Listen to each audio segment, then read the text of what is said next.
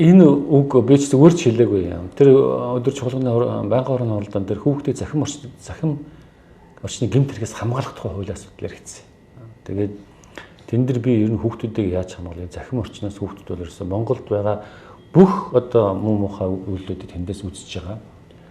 Бүх хараалын үгс тэндээс сурж байна. Янз бүрийн хартамж татж байгаа хүмүүсийн бичлэгч тэнд явж байна. Янз бүрийн гэмт хэргийн асуудал тэнд яригдж байна. Янз бүрийн заллингийн асуудал тэнд явагдаж байна. Тэгээ ямар ч ээж аав хүүхдтэй хартай хүн болгон хүүхдийгээ тийм хүмүүс яриаг үзлэх хүсэхгүй шүү дээ, тийм үстэй. Одоо таач одоо шинэ хүүхдтэй янз бүрийн хүмүүсийн тэр хараал гөрөөлхийл янз бүрийн үг хамгийн одоо доод мохоо үг хэрэглээл одоо сэтгэлгөө дайрч байгааг би хүүхдийг үзүүлэхийг хүсэхгүй, та үзүүлэхийг хүсэхгүй байгаа хгүй. Бүгдээр энд ижил санаатай байгаа юм. Тэгээ миний хувьд бол 16 хүртэлх насны хүүхдүүдийг ер нь Facebook хэрэглээг хязгаарлал яасан захим орчны хэрэглээг.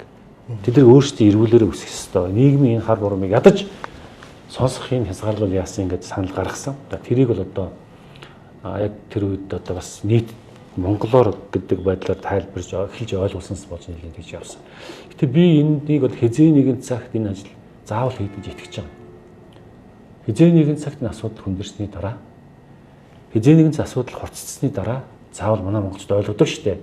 Тэр үед энэ фэйсбүүкийг хүүхдээс хязгаарлал яасан асуудал дахиж заавал яригдана. Тэр би тун ойрын үед гэж бодож байгаа. Жишээ нь Австралийн албаны ус бол одоо ингээд энэ онлайн safety amendment гэдэг энэ хуулийг сая 24 оны 19-ээс баталсан байна. Энэ дээрээ Facebook, TikTok, Instagram одоо юу гэдэг бүх одоо тэр платформуудыг хязгаарлаж хүүхд хэрэглэхийг. Тэгээд хариуд нь тэр үйлчлэгийг үзүүлж байгаа компаниуд энийг хязгаарлах үүргийг нь хуулиар өгч байгаа. Тэгээд хэрэгж эхлүүлсэн 25 оны 12 сар гэж. Ингээд нэг жилийн хугацаанд бэлтгэлээ хангаж байгаа юм байна. А тэр улсууд болохоор хамгийн арчилсан гэж ярьдаг Австрали, Япон энэ төр асуудал яригдж байна шүү дээ. Тэгэхээр тэр улсууд маань өөрөө тэр цахим сүлжээнд хүүхэд хохироод байна. Тэндээс байж болох хамгийн муу муухай мэдээллийг авч जैन, оюун санаанд бохирдож जैन гэдэг хүмүүс харчаад байгаа. Тэр бидний хувьд ч гэсэн өнөөдөр Монголын одоо хамгийн нүдээ дараад бараг үзэхэргүй шахуу тийм зүйлүүдийг бид тэрнээс харж байгаа. Тэр бага насны хүүхдүүдийг ялангуяа 16 насны хүүхдийн хуулийн насанд хүрээгүй байгаа өсвөр наснд явж байгаа хүүхдүүдийг хэдүүлээ ядаж энэ нэг захим хэрэглээг хязгаарлал яасан. Өөр одоо бусад зөндөө юм байгаа.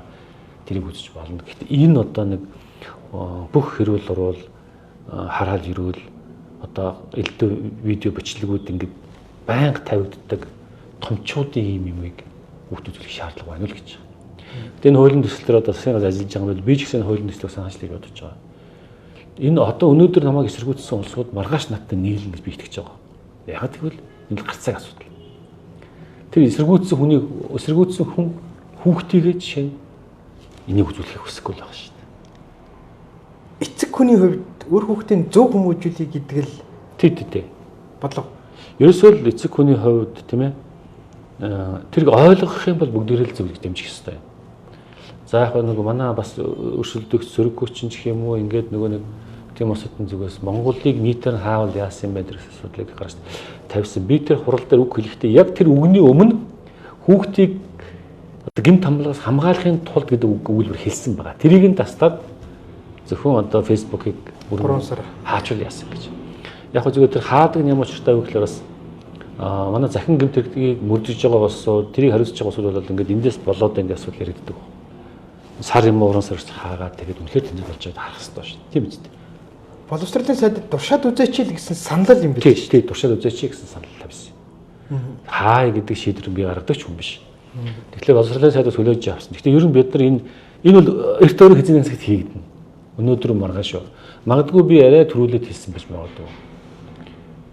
Өмнө нь та санджаавал учрал сайд яг энэ фэйсбүүкийг ус хязгаарлах тухай нэг хуулийн төсөл оруулж ирээд нэг ерөнхийлөгч хориг тавьж ирсэн та санаж байна. Учрлын хууль болохоор юу юм бэ нэлээ? Бүхэлд нь юм билээ. Одоо нэг троллуудыг хязгаарлах тийм ээ заавал жинхэнэ нэрээр ордог байх тийм хууль байгаа. Миний хууль бол зөвхөн өсвөр насны хүүхдүүдийг хязгаарлал гэж. Нийгэм бүхэлд нь биш. 14 насны хүүхдэд хязгаарлал гэж. Боловсролын яамнаас ган тулга гээд сайдын зөвлөх нь хариуцаад яг энэ 16 хүртэлх насны хүүхдүүдийн сошиал хэрэг хязгаарлах тухай судалгааны ажил хийж байгаа тухай танилцуулна гэдэг жийсэн. Тэр хүрээнд яригдсан асуудал мөн гэсэн. Тэр яамны санаалж байгаа хуулийн төслийг харсан уу? Гэхдээ яг яам бол хэм хуулийн төсөл санаачилж байгаа юм байлээ. Гэхдээ яам зөвхөн үзэл баримтлалын хэмжээнд явж байгаа. Үзэл баримтлалын хэмжээнд ямар хууль хийх вэ? Санал авч байгаа. Миний бодож байгаа бол энийг бид нар яарч л өстой. Парламент төвшөнд авчирж ирээд их хурл энэ дээр манлайлалаа үзүүлэх хэрэгтэй. Одоо нэг яам үүрэг өгчөө тэд нар цуглуулж агаад яамдасаа санал аваад дараа нь засгийн газраа хилцүүлээд тэгээд иргэдээр хилцүүлээд ингээд цаг алдах гэдэг юм санагдаад байгаа. Тийм учраас миний хувьд их хурлын гишүүд энэ дээр манлайлалаа үзүүлж энэ хуулийг барьж авч галыг нь барьж авч хийх ёстой гэж үзэж байгаа юм л да. Тийм учраас энэ хуулийг санаачлаад явж байгаа. Тэгээд засгийн газрынхтай бол санал нэгдэх байх юм. Гэхдээ миний хуулийн үндсэн санаа нь бол ерөөсөө хүүхдийг 16 хүртэлх насны хэл гэж. Тэгээд эндээс олон үр дүн гарна. Тэгээд эффект сайн үр дүн. Маш их олон үр дүн гарна.